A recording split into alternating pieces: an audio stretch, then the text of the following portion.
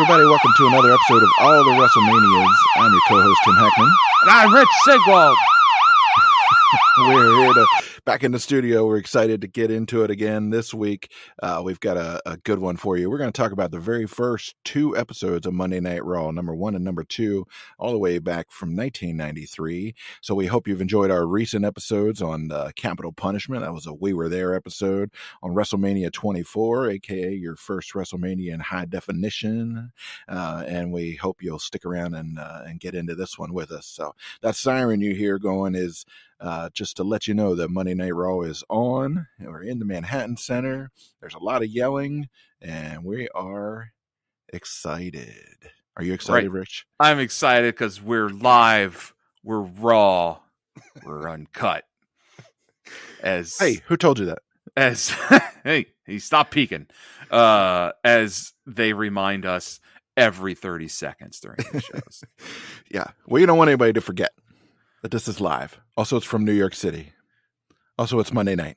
It's Monday night, and it's raw. It's very raw. This is, I tell you, just not to give anything away here, but these were a lot of fun. I really enjoyed watching these.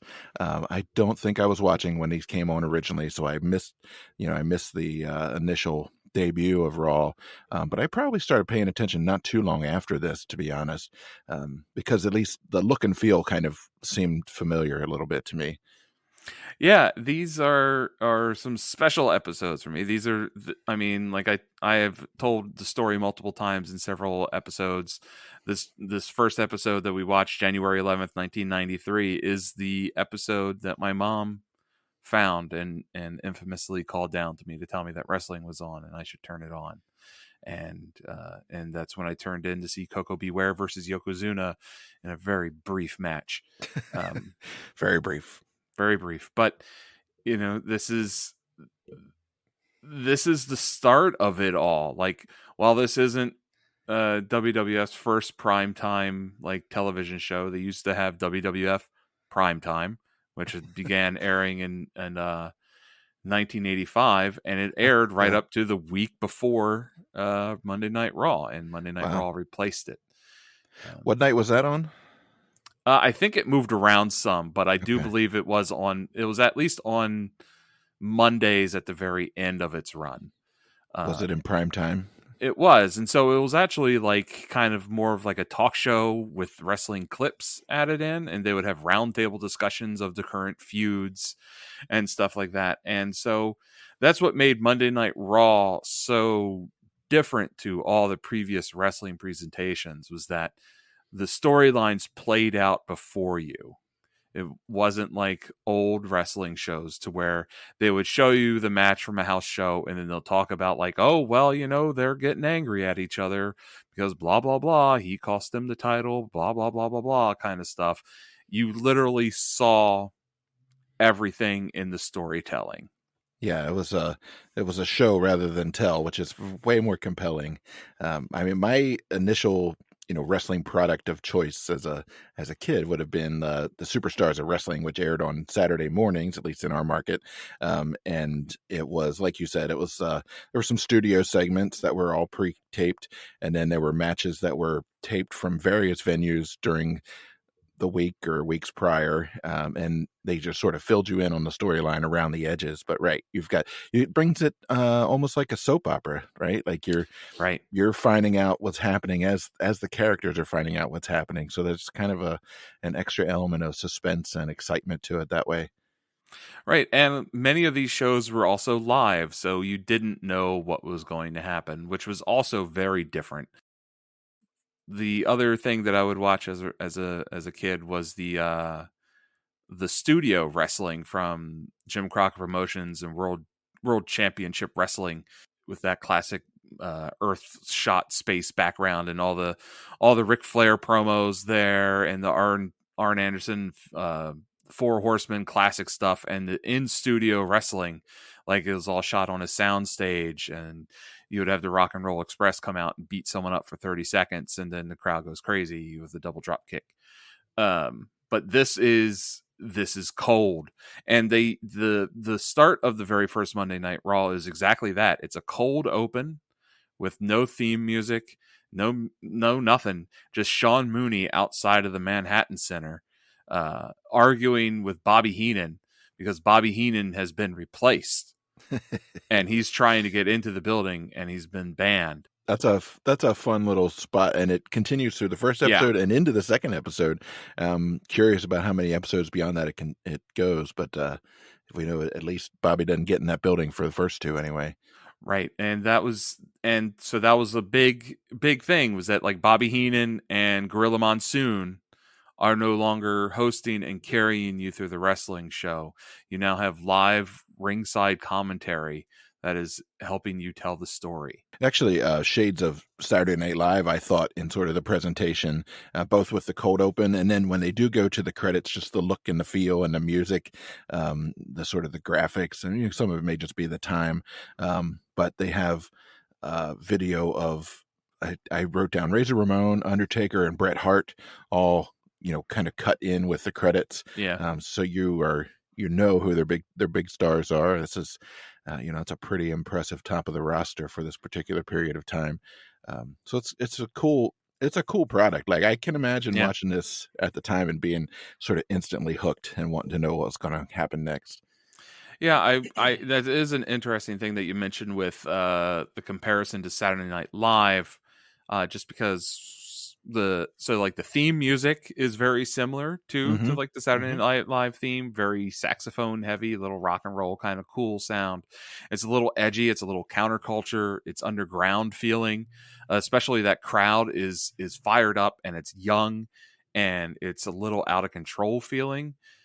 So it definitely has a real kind of SNL feel to it, and it's airing on USA, which is part of the NBC network family, and so I wonder if there was any kind of consideration with someone like Dick Ebersol or something like that, who was a producer of SNL and was the head of like NBC Sports, if there was any kind of consideration with them about production as well. So yeah, it seems possible. Yeah, that crowd is nuts. There's some really bitchin' mullets in that crowd, even for New York. I was kind of surprised. The announcing trio on this one is Vince, of course. Randy Savage is here, and Heenan's replacement is a guy named Rob Bartlett, who apparently is a comedian. I'm going to put that in quotation marks, and a radio host, and I guess he's done some other things through the years. And I have to say, I enjoyed 90-something% of these shows. The announcing is far and away the worst part. It's definitely the part where you see like the kind of them trying to figure it out and get it right. But this ain't it, Chief. yeah, the Rob Bartlett actually has kind of an interesting little career that like I am surprised to see after this presentation of him on Raw. They actually keep him around for about 3 months on Raw, despite being not really liked, apparently. Also objectively terrible. But like he also did Broadway shows. Wow. He played Amos Hart in Chicago. He was Herman in Sweet Charity. He was the original Mr. Mushnick in the Broadway production of Little Shop of Horrors.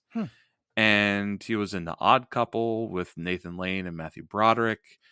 And the one thing that actually my wife probably actually saw that had him in it, he was in the 2011 revival of How to Succeed in Business Without Really Trying, and that starred Daniel Radcliffe, which was the reason why my wife went to see it, because that's. But he was also one of the many defense attorneys on Law and Order SVU. Wow. I don't think he's been seen in recent seasons in that role, but he was one of them, one of the many.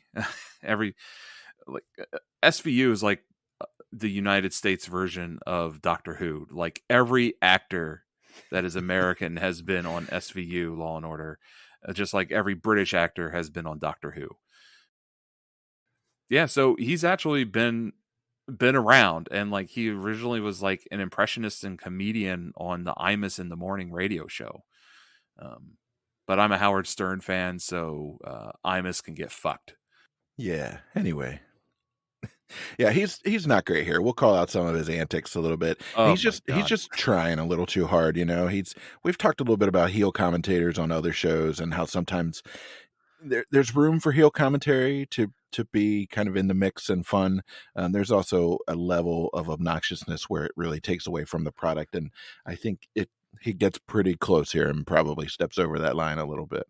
Yeah, I mean, he's not even being a heel commentator. He's he's there to be offensive and raw. So that's what he's doing. So he's trying to present offensive, edgy humor into the show, and it's just not working because it's not leaving Macho Man much room to deliver whether it was going to be heel or face commentary. It's unclear. And Vince is just yelling constantly and forcing, and like shoehorning in company taglines that he wrote before this. So, well, we're a long way from good old JR, that's for sure. That definitely. JR is still with Jim Crockett Promotions at this point, letting his Southern accent really ring through. And there's a few moments where Macho Man sort of has the kinds of interactions that he has with our buddy Art Donovan, from King of the Ring, where he has to explain something to Bartlett that I always enjoyed. He's much more patient with people than you would expect from Randy Savage. But he's like, "Oh no, I think actually what's happening here, Art Donovan / Rob Bartlett is this over here." Yeah, he's very kind. It's very crazy. It's crazy, like how polite and kind and caring Macho Man really comes off in these things that we've seen him not wrestle in. I bet he was a good friend. I bet he was like the kind of guy that would, like, they didn't really have texting, but he was the kind of guy who would just like text you when he thought maybe you were having a rough day. Just say, hey bro, hang in there. You're doing all right. Yeah, most likely. But if you piss him off, he's going to cut an entire rap album talking shit about you. If anybody deserved to have a rap album cut on them, just talking about how terrible it was, it's Hulk Hogan, He deserves like an entire anthology. Like an entire rapper's career could just be based around the shit of horribleness that Hulk Hogan is. Did I mention I had it not too long ago? I had a dream where I met Hulk Hogan. We were on like an airplane or something together, and we were talking. You were talking wrestling, and he was a cool dude. And I started to like give him our card for the podcast. I'm like, oh man, we have this podcast. We talk about WrestleMania. You're on there quite a bit. And then in my dream, I'm like, oh shit, maybe I shouldn't give this to it because we rip Hogan up and down all the time on the show. And then maybe he'd listen and get really mad at me. I can't remember if I actually gave him the card or not, but it definitely occurred to me in my dream. This is clearly a scenario that's going to happen in real life. That's why I was dreaming about it. Were you in your underwear during this? Probably. That's the good thing about hanging out with wrestlers. They're always in their underwear, so you don't feel awkward, Yeah, they're used to it. They're used to looking at you. So. All right. So do you want to talk some of the matches here? Yeah, let's get into this first match. Yeah, there's 4 on this first episode. I'll just say they're all fairly short. They're all basically squash matches, which seems weird now because we've been used to watching WrestleManias where everything is a big thing. But if you think about this in terms of a weekly show like Superstars of Wrestling, 90-something% of those were basically squash matches, right? Like it was always getting the star over, and you use a lower level star or you use enhancement talent to do that. So it's not necessarily an unusual approach here. No, they're definitely, these matches are serving a different purpose than what like any of the pay-per-view matches are. These matches are serving to either introduce you to the talent, to put the talent over in some way, to build heat, and to progress grudges without actually having matches with each other, which is something AEW should go back and look at these just to learn that like you don't need to blow off feuds that start on week 1 on week 2. You don't need to do that. You can have them have matches against other people and still have the tension build to push towards like either a pay-per-view or even just a named TV special. Yeah. So anyways, that's what these matches are serving as. And the very first one, and it's an honor that they are the very first Monday Night Raw matches, and it's Koko B. Ware versus Yokozuna. Hell to the yeah. I knew you'd be excited. Yokozuna looks great. Bartlett drops some edgy, I'm going to put that in quotes, commentary about how fat Yokozuna is. I don't know if you knew that he was fat, but apparently it's hilarious. A sumo wrestler is huge? What? Yeah. No. Apparently, there's no Japanese word for leftover is one of the choicer gems. Yeah. To which Also, ass like an amphitheater. that doesn't make sense. No. But that got Macho Man laughing at least, which kind of made me chuckle. Like that's the one that tickled Macho Man. But Macho Man also on commentary is very confused about how Yokozuna operates without a zipper in his tights or pants. And then Rob Bartlett says about Coco Beware, I wondered where Gary Coleman went. Oh, ouch. Yeah. Yeah, there's some, and then at one point later in the match, he goes, "What you talking about, Yoko?" Come on, man. And then there's the one line that left the commentary completely speechless, and like I think Vince almost fired Bartlett on the spot for that one, and he said that is one big butted Asian racial slur. Wow. And Vince goes, yeah. Like he drops out of the Vince McMahon voice and everything. Like he doesn't know what to do. Like he is very close to firing Bartlett because like this is kind of a pilot episode. Yeah, for real. Like, all the shows are live, so it's not like they got like 8 of them in the can already that the network's already agreed to. They can just be like, well, you're live. We'll put in a rerun of Perfect Strangers or something just to get you out of here. We'll put on Different Strokes, which is apparently Bartlett's favorite show. Right. And then they also suggest that Yokozuna ate Frankie the parrot because Coco came down with the parrot. Yeah, I was going to say, this is post-parrot Coco Beware. This is where he's wearing his crazy hammer pants and I think tag teaming with Owen Hart about this time, right? Right. So he actually comes to the ring with Owen Hart's theme music. Oh, I totally missed that. I get distracted by those pants. He looks like a rodeo clown. I don't know who told them that those were like hip hop pants or whatever they're supposed to be, but those are rodeo clown pants, bro.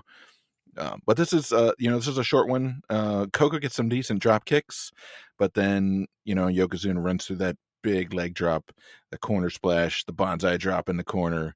Yeah. R.I.P. Coco's sternum. That leg drop always gets the crowd. I love it so much. Like it's the crowd went silent and then and then they cheered. They were bloodthirsty. Like this crowd is amped. This crowd is hungry for violence. And I'm pretty sure that it is this opening Monday Night Raw crowd that convinced Vince McMahon that he needs to make things edgier and go towards the Attitude Era stuff. Like this crowd is, if Vince doesn't kill somebody in the ring in this night, the crowd is going to do it. Like they are that fired up. Yeah, New York was rough in the 90s, man. Yeah. Yeah, that was a decent start. Decent start to the match. There's an ad for the Royal Rumble, which is coming up. We're back to Heenan outside. He still can't get in the building. He cuts this really good promo for the Narcissus, talking to Mr. Perfect. So this is an interesting little thing. Like he's not the wrestler who's going to be facing Mr. Perfect, obviously, but he's talking up his guy, the Narcissus, and he's who we haven't seen yet. We haven't seen yet. He's talking about him in sort of vague terms, but he does say that comparing the Narcissus to Mr. Perfect would be like comparing ice cream to horse manure. Spoiler alert. The Narcissus is Lex Luger. So, and he debuts Lex Luger at the Royal Rumble, I believe. And he doesn't even fight. It's just this little stage. And they're like, ladies and gentlemen, let me present to you the Narcissus. And it's like, it's just a little stage with like 3 mirrors around it, like a fitting room. and Lex is standing there posing in a cape. And then that's it. He doesn't fight. He doesn't do anything. Yeah, Heenan also gets this the line that Ric Flair and I both agree that even Michelangelo could not capture the perfection of the Narcissist. What a line! What he's so fucking great, Bobby Heenan. I'm glad that even though he's not on the mic and he sort of missed there, his presence here is gold. We'll see a little bit more from him. The next match is the Steiner brothers, who are looking mean as hell, versus the Executioners, who are 2 masked jobbers. And under those masks, I don't know if you looked this up, is Dwayne Gill, a.k.a. Gilbert. Oh, wow. and a guy named Barry Hardy, aka nobody knows who that is, but Gilbert. Gilbert. Bartlett doesn't know which Steiner is which, so that's his little Art Donovan moment there. Rich, your favorite wrestler, Doink, is in the audience for this one. He's like he's in the crowd, like pulling tricks and shit on the audience. It's so good, and like you barely can even watch the match. All you see really out of this match are the Steiners landing a Frankensteiner that nearly kills these damn jobbers. Oh my god, those guys are both fucking beasts. They're so strong. Yeah. Scott does this like overhead German suplex thing where he like fucking bends himself like all the way over practically and puts his head on the mat. That was terrifying. I mean, I know the executioner guy probably weighs like 175, but still, like, I don't know if I ever noticed that basically the Frankensteiner is it's the doomsday device with the guy sitting the other direction, basically. Yeah. So he gets bulldogged into the canvas instead of like clotheslined into the canvas, which is like twice as tough. Right, but it's probably actually safer because you're not doing a flip. Yeah, maybe. But like, the Road Warriors didn't give a shit. They were there to actually hurt you and to possibly try to kill you. So, so the Steiners roll on to victory. We get the Michigan Fight song, yay! And then we get another segment outside, and this time. It's a woman claiming to be Rob Bartlett's aunt that needs to get into the building to see Rob immediately. And Mooney discovers that woman is Bobby Heenan. Spoiler alert. Oh, Bobby is now dressed as a woman trying to get into the building, and he's like hitting Mooney with a purse and still keeping the high shrill voice going, even though like he's been completely discovered. It's a pretty humorous moment. I say he wears that makeup pretty well. He looks good. I mean, he's no what was her name? Miss Atlanta, Ron Garvin. Oh yeah. No Ronnie Garvin dressed as a woman, but Heenan's fine. Making it work. Yeah. He's more Mrs. Doubtfire than whatever her name is, than RuPaul. Yeah. But anyway, that's fun. Hello.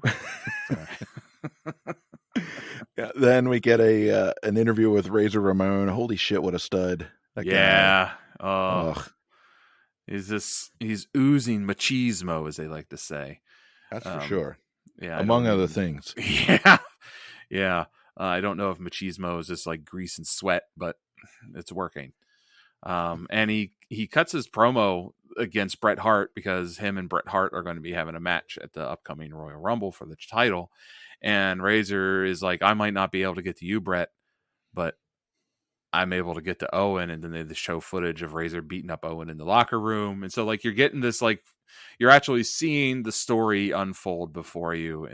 And this is one of those great examples with what Raw has done to change wrestling so quickly. Yeah, this is a great segment. I knew you'd be excited about that. Yeah. We don't get any Razor Ramon wrestling on this particular episode, but it's okay because he's there. So yeah.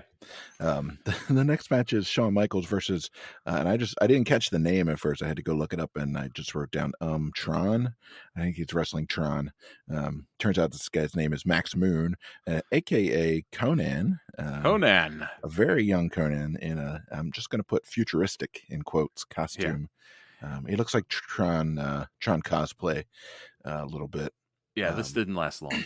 It didn't last long. There's a commercial break in the middle of this match that almost like seems to sneak up on Vince. Did you see that?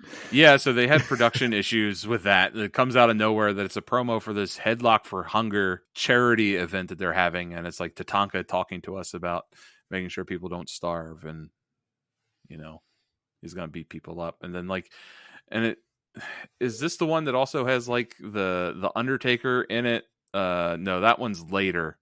There's another one in the next episode that's the Undertaker, that the Undertaker just says, "Nobody should starve to death."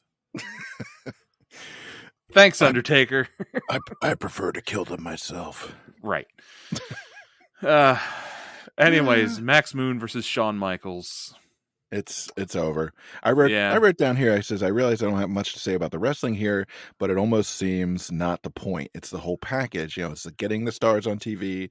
It's presenting the spectacle. It's creating an entertainment product, not necessarily. It's a wrestling show, but only sort of nominally, right? Like it's fascinating to watch it. I think Yeah. I texted you that this shit is programmed tighter and better than the average AEW episode for sure. Like Yeah. there's now, granted, we don't have the commercials here because we're watching on the Peacock, so we don't have to suffer through that, but there's more just sort of, I don't know, pop per minute than your average Dynamite episode these days. Through this, the commentary is barely paying attention to this match. Bartlett tells some sort of weird joke about like the WWF is going to be retelling the Amy Fisher story. It's like that Bobby Heenan is going to be Joey Buttafuoco or something like that, and like it's this weird. And then they keep saying that Raw is uncut, uncensored, uncooked. Wait, Right, they keep saying that over and over again. And then at some point, Bartlett decides to impersonate Mike Tyson watching this match, and that he's calling in from prison. That he's watching in prison. Yeah. We'll just keep moving. This is an interesting Shawn Michaels match, though, because this is still early Shawn Michaels, to where he doesn't do the quote-unquote super kick as his finisher. It's one of his setup moves, and it's called a savant kick at this point. So it's gone from Gorilla Monsoon calling it a reverse crescent kick to Vince and Macho Man calling it a savant kick, and before it's a super kick. And then Shawn's finisher is actually this weird side suplex slam as his finisher, and that's what he uses to finish off Max Moon. Yeah. Thanks for coming, Max Moon. Get on back to your video game world. Yeah, and then Shawn Michaels cuts a little promo and says, "This face has broken so many homes," which I actually thought was a pretty clever, fun that's line pretty out good. of him. There's more Doink during this match too. This is a Doink filled episode. I was digging it, honestly. There's a Royal Rumble report with Mean Gene. Get a couple of promos in there. Mr. Perfect, Yokozuna, Hacksaw, Jim Duggan are all in the mix. Ho! We go back out to Mooney. I don't know how I feel about this one. Now Heenan's trying to get in while via dressing like a Hasidic Jew and doing a serious Hasidic Jew accent that I'm not sure how we're supposed to feel about in the year 2022. Well, I mean, it's New York. They're there somewhere, right? No, it's just Raw trying to be edgy for the sake of being edgy. And when that happens, that just comes off as offensive. Yeah. At least he didn't dress up like like an American Indian chief or something, that would have been worse. No, that would have been horrible. And then out of nowhere, we get like a video of a house show. So it's still this relic hanging in there from previous wrestling programming, that they show us a video of Slick trying to stop Kim Chi from abusing Kamala. But then Kamala turns on Slick, but then Kamala turns on Kim Chi as well. So it's an interesting little thing, and he turns on Harvey Whippleman as well. So, but it's all footage from like a house show. So it's Kamala turning face. I don't know who was asking for it, but we got it right, and it kind of comes out of nowhere. Like it's like trying to fill in a storyline that was probably being carried over from primetime wrestling, that they've been talking about raised tensions between Kamala and Kim Chi, and Slick trying to recruit Kamala away from them. Yeah. And then never mentioned again. Nope. All right, we get to the last match, which is billed as the main event, I guess. I don't know. It's The Undertaker with Paul Bearer, so I know you're excited, versus Damian Demento, a.k.a. It's Phil Theis, Theis, Theis. I don't know how you say his name. He also wrestled as Mondo Clean. That's a name that I remembered. He's got this crazy, like, Ming the Merciless gimmick. Bartlett like his head looks like it's sticking out of a mouth or something like that. Like the shoulder things are lined with teeth. Bartlett did get actually two good jokes on this guy. He said one, he said it looks like he got his hair cut during a power surge. I'm like, okay, I'll take Yeah. that one. And then when they give the name Damien Demento, he says, well, at least he's using his real name. Yeah, that one got me a little bit. That was a good one. Yeah, I also loved the dot matrix printout of Rest in Peace. Yes. That took 10 people to hold up. Yes, and probably took fucking 48 hours to print. Yeah. Mom, don't turn off the computer. I'm printing. And it's just 48 hours of the house being filled with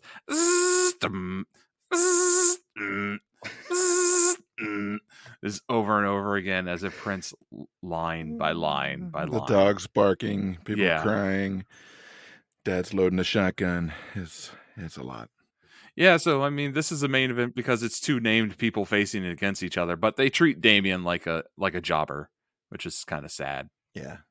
Yeah, that's the usual classic Undertaker moves. He walks the ropes, he does the choke, gets a quick tombstone, and I actually had to back it up because it sort of ends before I realized it had started. Yeah, I was trying to do two things at once. I'm like, oh shit, that's over already. Yeah, the main event is the shortest match of the night, and then they act like they're wrapping up the show, and they're like, and Bartlett and they have graphics for it and all. That is they claim that Woody Allen versus Mia Farrow in a cage match for the next episode.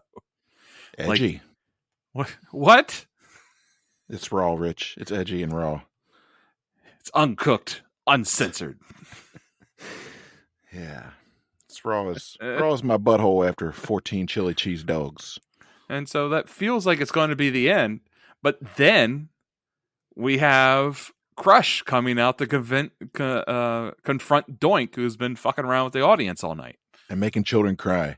That's the big thing they keep saying. Yeah. Is that Doink is making children cry, and he's been told explicitly not to make the children cry, even on the edgiest show on television. Right. Brah.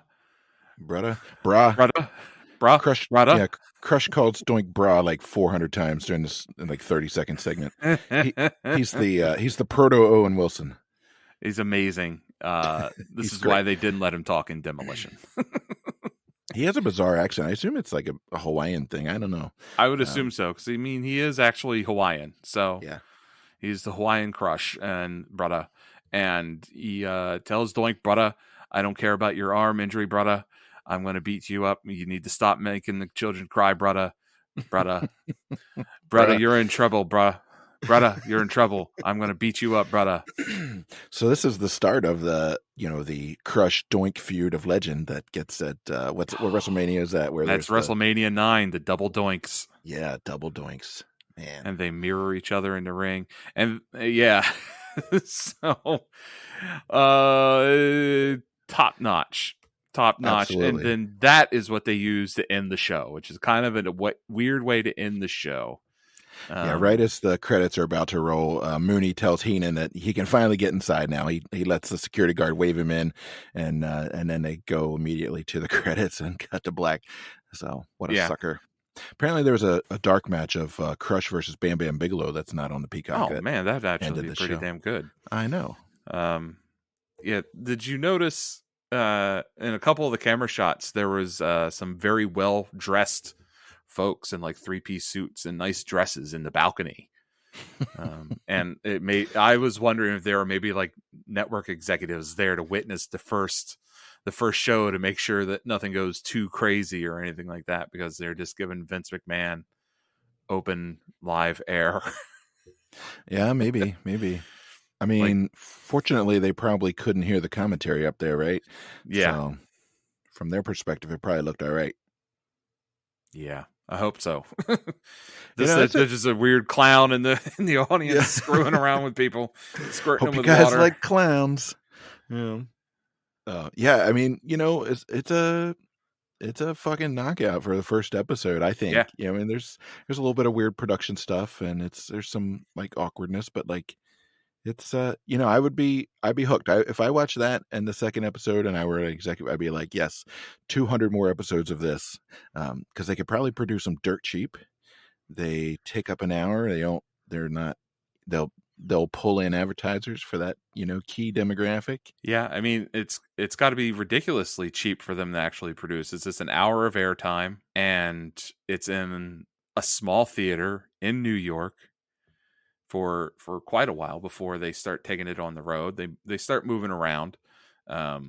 Just fun stats about Raw in general, that Monday Night Raw has been broadcast live from 208 different arenas, Wow. 171 different cities and towns in 10 different countries, including the United States, Canada, United Kingdom, Afghanistan, Iraq, South Africa, Germany, Japan, Italy, and Mexico. So, have they hit all 50 states? I'm not sure.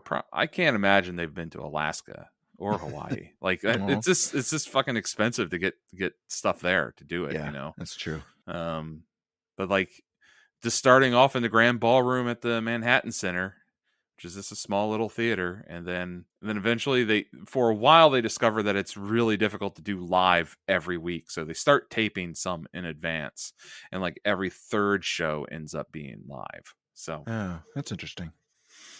I didn't realize that. I wonder if we'll be able to tell when the switch is made if I sit down and watch some more of these.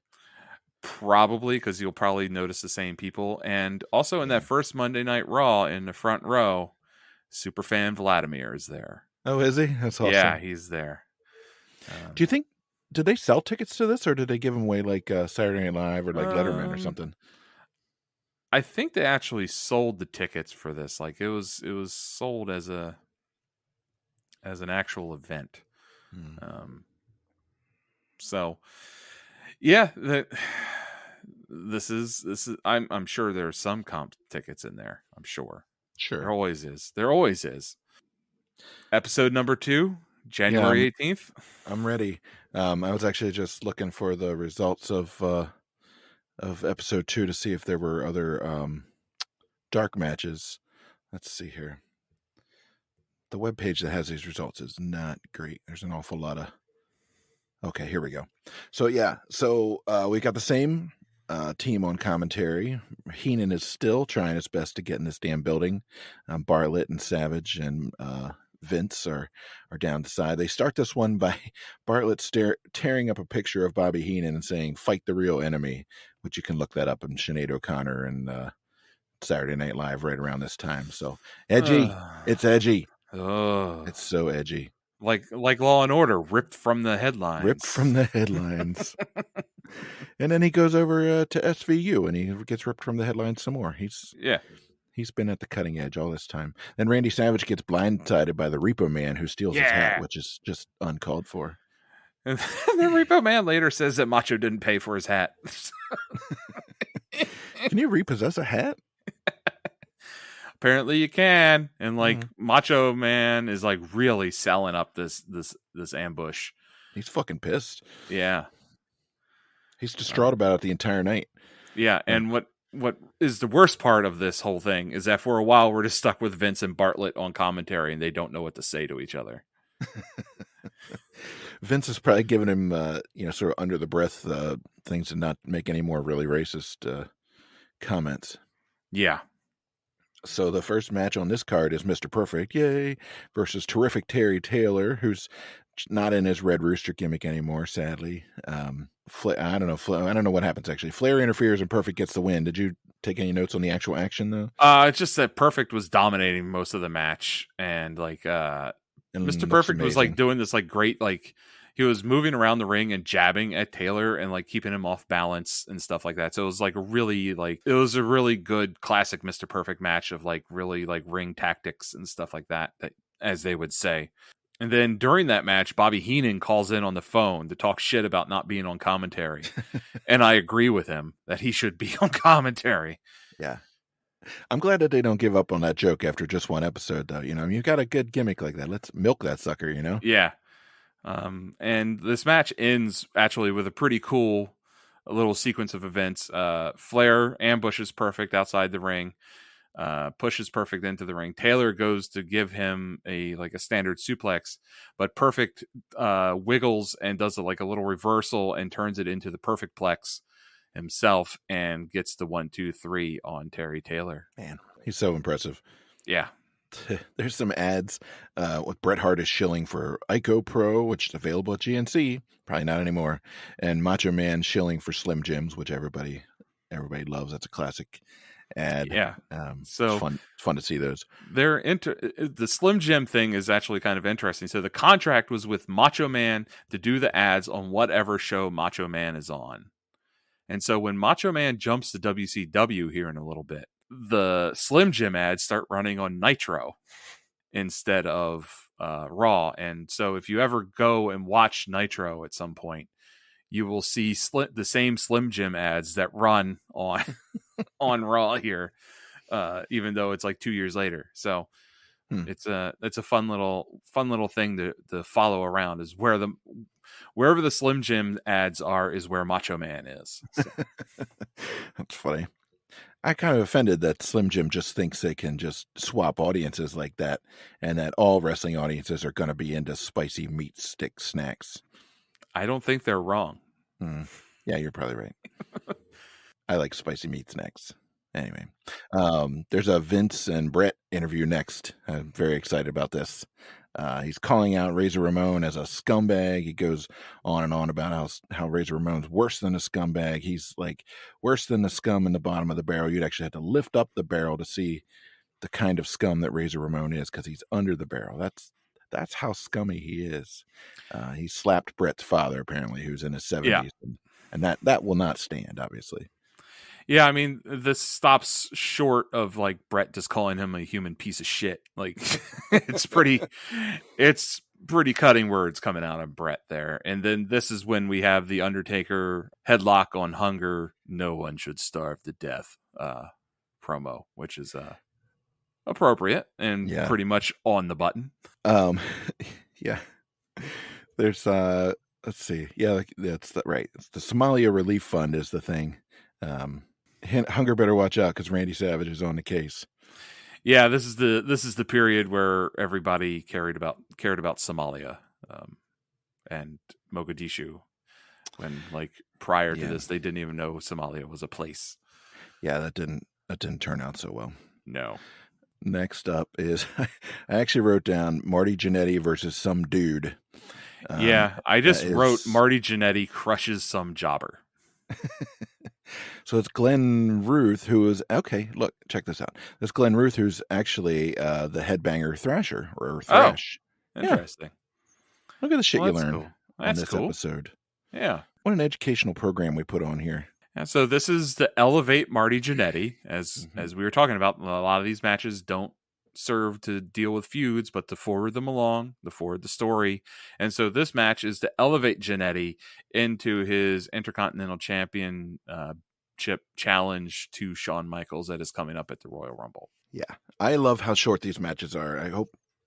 I wish AEW would watch this show and take some fucking notes. Like this, none of these matches go more than, I didn't time them out, but I'd guess if any of them goes over 6 minutes, I'd be very surprised. Yeah. And that's okay. It's okay. Yeah. You don't need to do all your moves in every match. And also the other thing is that's really impressive is that so Marty Jannetty is challenging for the Intercontinental title and they're still lifting him up. And this is a little more than 1 year after the infamous Shawn Michaels kick through the window of Marty Jannetty on the barbershop.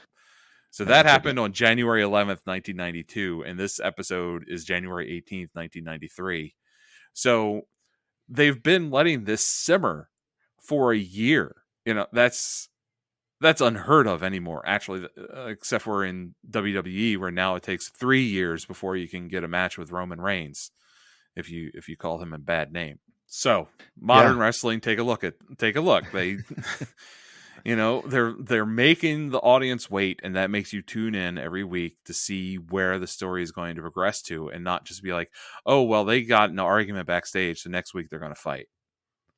I guess have our attention spans really shortened as much that we can't do this anymore? Or are they just assuming our attention spans have shortened this much? Is this the iPhone's fault? I guess is my question. I don't know. I mean, the only other thing I can think of is that AEW does this because they are more concerned about ratings than anything else, and so the only way they can get people to watch is if they have like a semi-main event caliber match for every match, right?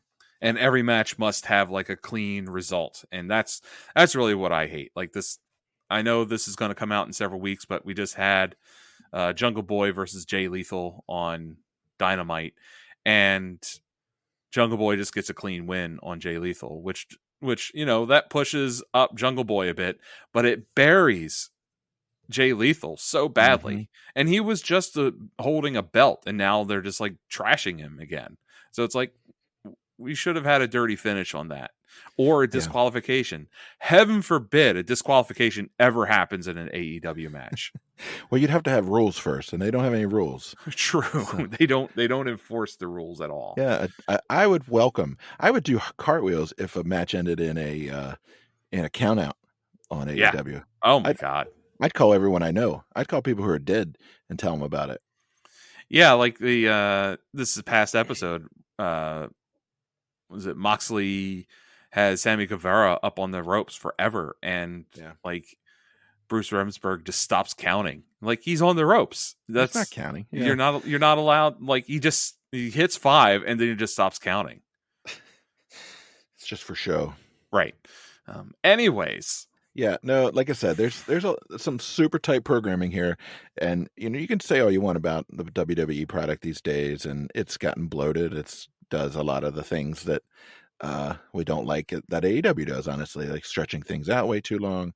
The entrances are ridiculous, but go back a little ways. They knew how to put a fucking television show together. This is 40 minutes for whatever it is after you cut out the commercials of, just wall-to-wall stuff happening. And it all kind of makes sense and advances various storylines without tiring you out, Yeah. And then, so after the Marty Jannetty destruction of a jobber, like the jobber got 0 offense on Marty Jannetty. Nope. It was just an ass kicking. We get footage where it's another callback to old school wrestling presentation, where we get footage from a house show of Doink ambushing Crush. Doink, doink, doink, doink, doink. Doink, doink, doink, doink, doink. And that's one of the other things, is that Bartlett can't say Doink's name. He constantly is calling him Dork the Clown. Dork? What's his name? Dork? They're like, no, it's Doink. Dork? Dork? No, it's Doink. So Doink the Clown has like a fake arm. Mm-hmm. And Crush goes to grab it, and it comes out, and like it stuns Crush, and then Doink takes the arm and beats Crush with it, because it's filled with a lead pipe. This is why Doink the Clown is great. He ambushes and beats people up with a fake arm. Amazing. Yeah, I'm not going to fight with you on that one at all. That was a hell of a spot. I laughed and laughed and laughed. And that happened. There's more of that shit when they get together at the next WrestleMania too. Yeah. I was digging it. It's a really good folding in of like typical clown shenanigans into professional wrestling. And I'm not going to be Doink's #1 fan the way you are, but like I'm starting to appreciate the genius of the That's approach. all I'm asking for is to appreciate Doink and understand that Doink is probably one of the last gimmicks that's played by multiple wrestlers. Yeah. And so it also has that like kind of like, because of that, it has like the lucha libre kind of feel to it, where there's like been a bunch of different Mil Mascaras and a bunch of different Blue Demons, just that like you earn that character, you become part of that character. Well, it's not necessarily the same with Doink, where sometimes they do it to have up to 4 different Doinks at a time. It is used to interesting strategies and causes chaos. But sometimes they're not very good at hiding that it's a different Doink. No, not at all. Sometimes it's very clear that it's a different guy. The guys work differently. They have different body shapes. That just made me a thought. What if it became a mantle like Black Panther? What if somebody took the Black Panther movies and cut Doink in? You must earn the Doink. If Black Panther 2 isn't about this, I'm going to be fucking pissed. We have a challenger to the Doink. We know we must go through blood combat to become the Doink. Gather the Doink elders. It is time for the Doink challenge. It's all different kinds of clowns sitting around. There's a sad clown. There's a hobo clown. There's a French clown. And you take a magical potion out of a squirting flower that makes you pass out, and you visit the Doink elders in the afterlife to become the current Doink. The current Doink. And the tournament ends when you remove your nose and hand it to your opponent. Man, this is fucking genius. You snatch the red nose off of their face. Disney, Marvel Studios, call us. We'll talk. We'll sort this out. Oh my God! I mean, at some point, Disney's going to buy WWE, right? I mean, it's either going to be Disney or Comcast is going to buy them, one or the other. Yeah. Anyway, that diversion was worth it. That's $1 million idea if I've ever heard one. Let's get right in the script. Yeah. Trademark, copyright. That's all. Calling it now. It's all ours. It's ours. Our intellectual property. So Mooney's outside with the Repo Man, who's got Randy's hat. Randy is still apoplectic down by ringside. He looks like he's going to burst a blood vessel about this hat. I'm genuinely worried for him. He is so stressed out. Oh my God.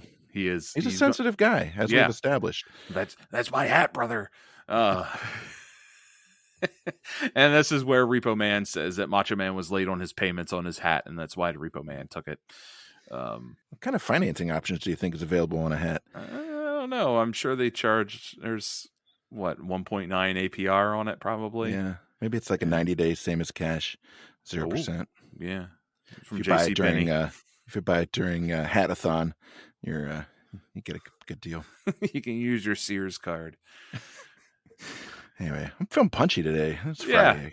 That's fine. Yeah, it's Friday. It's we're watching Monday Night Raw from 1993, where it's raw, uncooked, and uncensored. I'm regressing to the 10th grade. Yeah. That's fine.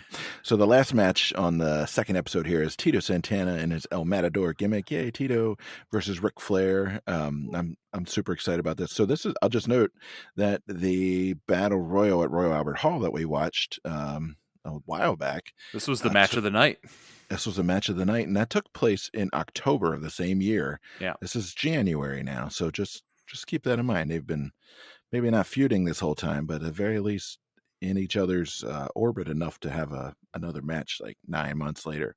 And Tito actually comes out to like some mixed reaction. I don't think the crowd really wants these like career like things. At least the New York crowd doesn't care. They want Tito Santana. They don't want El Matador. Yeah. They want the Tito that you see in the late 80s. And I mean, he still fights like that. So he's angry. He snaps quickly. He's got a fiery temper in the ring. And the crowd is really into Ric Flair. Big woos coming from the crowd and cheering and stuff. But you can hear the little kids chanting for Tito during this match. Yeah, he's an American treasure. This is a good match. It's short, like all of them. It ends in a schmaz, I guess. It ends in a no contest when Mr. Perfect gets involved. But there's, we've noted before, just absolute smoothness from these guys. Yeah, just precision. Rick does a couple of his knee drops. He does a couple of his chops. They just, it's a nice little contest. I was enjoying it quite a bit. Yeah, Bartlett claims that Ric Flair played Eddie Haskell in Leave It to Beaver. Not true. Not true at all. I don't even understand how you would make that comparison. It is just proof that Rob Bartlett knows zero about wrestling. He also starts doing a really insulting Mexican accent during the match, which is actually worse than Jesse Ventura calling Tito Santana Chico the entire time. Flair takes a really rough bump to the floor in this classic fashion where he does the flip over the corner and then falls from the apron off onto the floor. And that was really vicious looking. And then Tito goes for his flying forearm and Flair ducks and Tito goes flying over the ropes. But then that's when Mr. Perfect shows up and ambushes Flair. And that's when we spot Sergeant Slaughter and Pat Patterson, and I think possibly Rene Goulet coming out to break up the chaos. But we never get any kind of real resolution to the match. There's no like announcement. Like, so that's back in the day. If something like that happens, the crowd would at least get the ring announcer going, the referee has decided this match has ended in a double disqualification or something like that. But this is Monday Night Raw, and the match finish doesn't really matter. Nope. And in fact, they come back out and keep fighting in the aisle like after the commercial. So the implications they've been fighting this whole time through the commercial, and then they come out and challenge each other to a loser leaves the WWE match next week on Raw. So get you hooked, bring you back next week. Mr. Perfect is cutting just a hell of a promo there. Yeah. And Flair screams, "The WWF isn't big enough for me." Like, it's so good. Yeah, and I mean, this is actually spoiler alert. This is the end of Flair's first run in the WWF. This is they've decided that Flair was not going to be working a main event program, and Flair had a verbal agreement with Vince McMahon that if he was not going to be used in the main event, he was welcome to renegotiate a contract with WCW and go back. And that is exactly what Flair does. Yeah, good for him. And the next Monday Night Raw is going to have the Flair versus Mr. Perfect career match, and that is the exit of Ric Flair from WWF. Yeah, I will be queuing that up probably today to watch because, like I said, I'm hooked on this shit, and this is worth watching for at least maybe through most of the first year of Raws. I think I would dig that. I don't know if it would make sense to cut more episodes about different Raw sections, or maybe we should switch over to Nitro at some point. But I'm definitely interested enough to keep watching a little bit. Yeah, I mean, I'm dying for us to watch the first like 2 episodes of Nitro, and then also do a comparison of the first Nitro, or we can do the first Nitro versus the first Monday Night, or versus the Monday Night Raw that aired against it. That would also be, I think, a fun watch and fun discussion to have. Yeah, that would be cool. Comparing the 2 products and stuff like that. And this is where also the edgy end, the surprise, like funny comedy bit, the finish Monday Night Raw kind of starts. And they go off the air, and the Repo Man is standing on the back of a tow truck that has a looks like a Bronco or something like that hooked up to it to be towed away. And Bartlett starts screaming, "He's towing my car! That's my car!" Like, that is the very first, to me, funny thing that Rob Bartlett said on the show. Like, that was the funniest bit he's done in these first 2 episodes was Repo Man towing Bartlett's car. And now that we've done a lot of Barry Darso stuff, I'm suddenly really kind of digging Repo Man, and I feel bad that like the ring stuff that they give Repo Man never turns out very good. But these segments of Repo Man stealing Macho Man's hat, now towing Bartlett's car, that's good. Yeah, that's good stuff. He's the predatory capitalist Doink.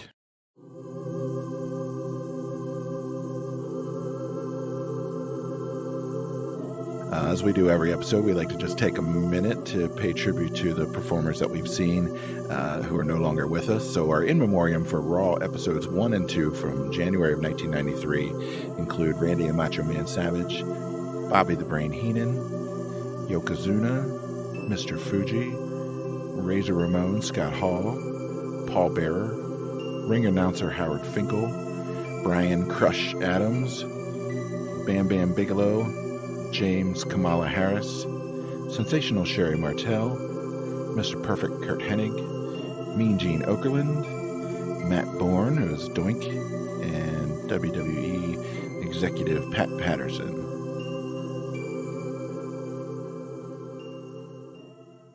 So, any final thoughts on these first 2 Raws before we wrap it up for today? It's the beginning of an era. Like, I feel so nostalgic about it. Like, I remember watching these, and I remember loving them for a lot of the reasons why we talked about. We have the story unfolding in front of you. It's like a soap opera. It's a story, but it feels a little bit more real. All right, like it feels, but it's not like being presented as like an athletic contest as like a lot of the previous wrestling shows are. Now, I mean, at this point in time, though, states still have athletic commissions that are regulating professional wrestling, so it's still being viewed as somewhat real. Um, and you get these little tastes of the old school with these jumps to showing footage from house shows, and over time that starts to fade a little bit, and all the action is really focused on Raw. It's kind of like how they establish a canon.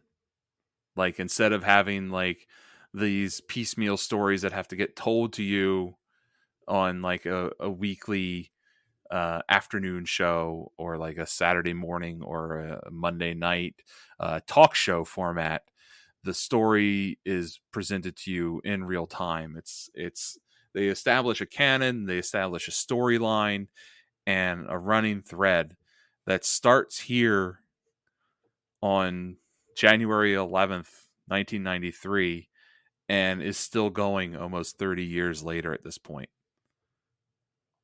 Yeah, those are really good observations. I think what was surprising to me is how modern it still felt. Like, there's some aspects to it that are dated and sort of the milieu, the fashions, and obviously the commentary hasn't aged particularly well. And there's dated references like, oh, Somalia, and oh, GNC supplements or whatever. But like, the presentation and the mix of kind of entertainment elements and the wrestling and the way that that's put together and packaged, I thought actually works incredibly well. You could swap out, with a little bit of updating. You could do this program now. I think I don't know how it would fit into the wrestling media scape at the moment, but I think there would be a market for a show like this. I think Rampage, when it first came out, I thought would try to do some of this stuff because it is only an hour, but it's basically just a short version of Dynamite. They just have three matches that are way too long and some backstage shit that nobody cares about, and it's pre-taped. I would rather watch like this on a Friday night for Rampage than what they're presenting at the moment. So anyway, like I said, I really was digging it. I'm excited to watch some more because it is new to me, at least from this era. So I'm into it.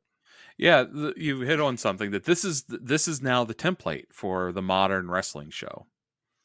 You can't put together a Superstars anymore or a WWF Primetime to where it's just clips of house shows that your wrestling promotion did, and like have two commentators talk about it and like just tell you that,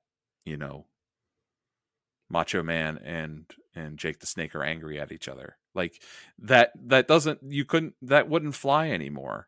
And the closest that you have to that old school feel is the NWA's Power show, which I love, but it's a studio wrestling show, but it's still put together like Monday Night Raw kind of is, to where it's all sequential. It all runs together as like one live production, as opposed to various segments that have been taped at house shows and stuff like that to be shown in a clean, organized fashion.